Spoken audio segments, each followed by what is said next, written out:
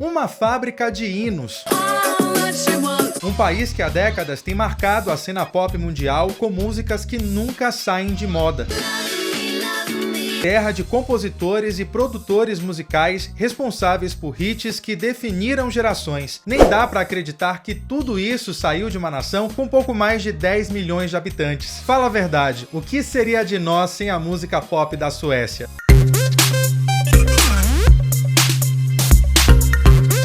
Sweden 5 votes. Waterloo. Muito antes do ABBA ganhar o festival Eurovision da canção em 1974, a Suécia já acompanhava as tendências musicais como o rock and roll, o country e a febre dos Beatles nos anos 60. Dezenas de artistas suecos surgiram com essas influências.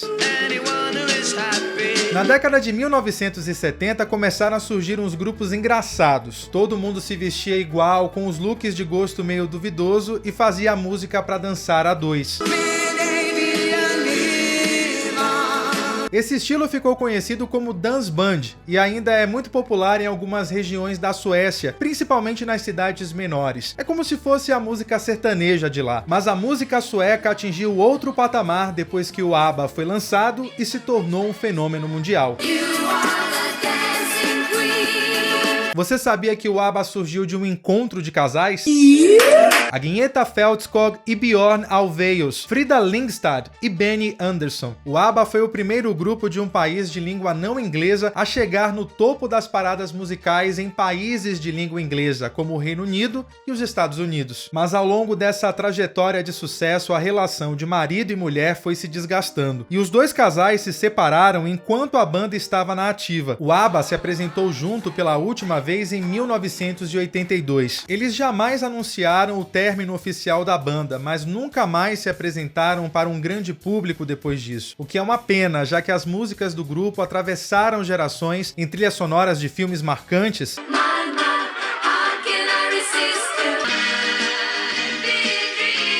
O repertório da banda deu origem ainda ao musical Mamma Mia, que foi adaptado para o cinema 2 vezes. E ainda rolou uma tentativa de lançar uma versão jovem do grupo. O quarteto ABBA Teens foi lançado como um tributo ao ABBA no final da década de 1990. A proposta inicial do grupo era fazer covers do ABBA com uma pegada do pop da época. Depois, o quarteto mudou o nome para A-Teens, para evitar processos judiciais com o nome do ABBA e deixar de ser apenas um cover da banda. Eles lançaram mais 2 discos depois disso, um deles inclusive nos Estados Unidos. O grupo até que estava bem na fita, mas terminou em 2006 porque os integrantes decidiram se lançar em carreira solo, uma ideia que, diga-se de passagem, não deu muito certo.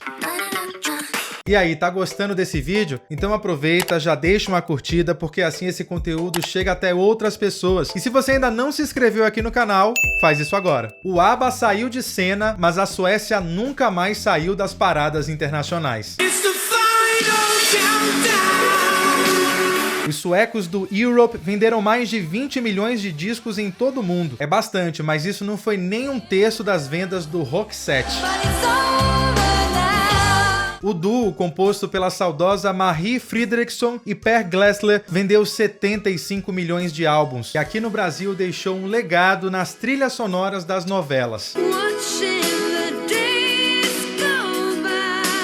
Nos anos 90, os holofotes se voltaram para um outro quarteto, desta vez composto pelos irmãos Jonas, Jenny e Linn Berggren, e o músico Ulf Ekberg. Fazendo dance music com influência do reggae jamaicano, o Ace of Base estourou com um hit atrás do outro. The Sign é um dos 100 álbuns mais vendidos de todos os tempos, segundo a Billboard. Mas além do sucesso, a história do Ace of Base foi marcada por algumas polêmicas bem pesadas. Um dos seus integrantes, o Ulf Ekberg, fez parte de uma banda neonazista nos anos 80. Uma informação que veio à tona quando o Ace of Base estava no ápice. Ulf admitiu o passado vergonhoso, disse que não compactuava mais com aquelas ideias erradas, se desculpou e a banda seguiu seu rumo. Imagina se o cancelamento ia deixar isso acontecer hoje em dia. A outra história bizarra envolvendo o grupo é a da vocalista Lynn Berggren, que passou a evitar aparições públicas e no próprio material de divulgação da banda. A partir do terceiro álbum do Ace of Base, Lynn aparece desfocada na capa do disco e em outras fotos promocionais. Nos videoclipes, ela só aparece lá no fundo e em trechos bem rápidos.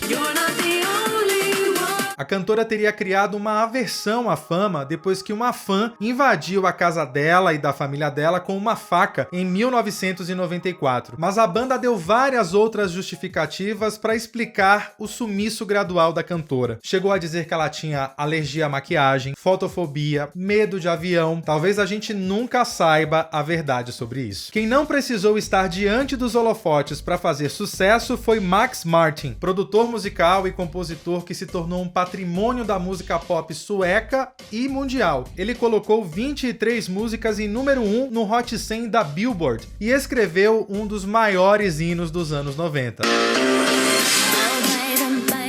A música e o álbum que consagraram Britney Spears foram produzidos pelo mentor de Max Martin, Dennis Pop, que morreu cedo, aos 35 anos, de um câncer no estômago, mas deixou um legado imenso. Ele simplesmente foi o homem que deu a identidade sonora pro pop do final dos anos 90 e começo dos anos 2000. Aquele pop pasteurizado que a gente ama.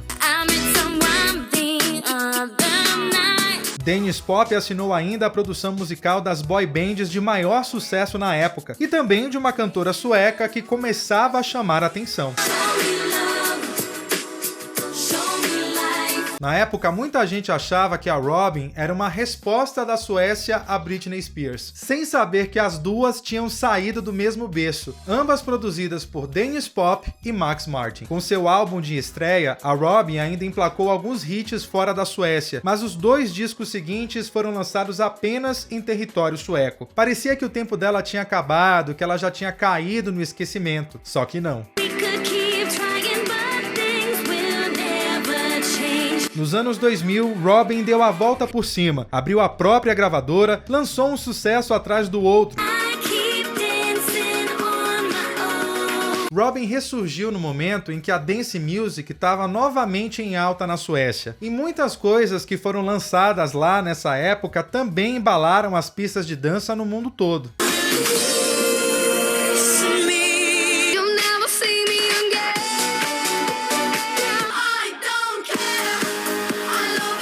Em 2010 em diante, os festivais de música eletrônica não seriam os mesmos sem a música do Avicii. O DJ sueco começou a compor seus primeiros remixes quando ainda era adolescente e aos 24 anos experimentou o sucesso mundial.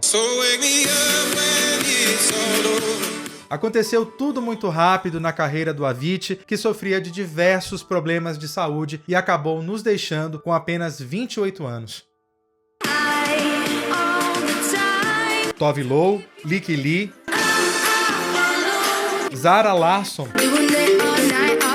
Dá pra dizer que esses são os principais nomes da Suécia em evidência na cena pop global hoje, mas tem muitos outros artistas talentosos servindo música no próprio país e no idioma local.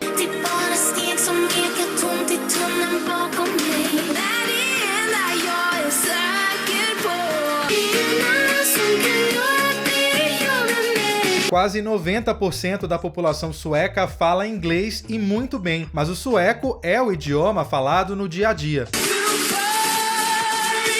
A Suécia já ganhou o Eurovision 6 vezes, mas só 2 com músicas em sueco. No festival que reúne artistas da Europa inteira, é mais fácil se destacar cantando em inglês. Esse dilema foi apresentado no filme A Saga de Sigrid e Lars, da Netflix. E uma curiosidade é que nas cenas cantadas, Rachel McAdams é dublada por Molly Sanders, uma cantora sueca, apesar da música ter alguns trechos em islandês.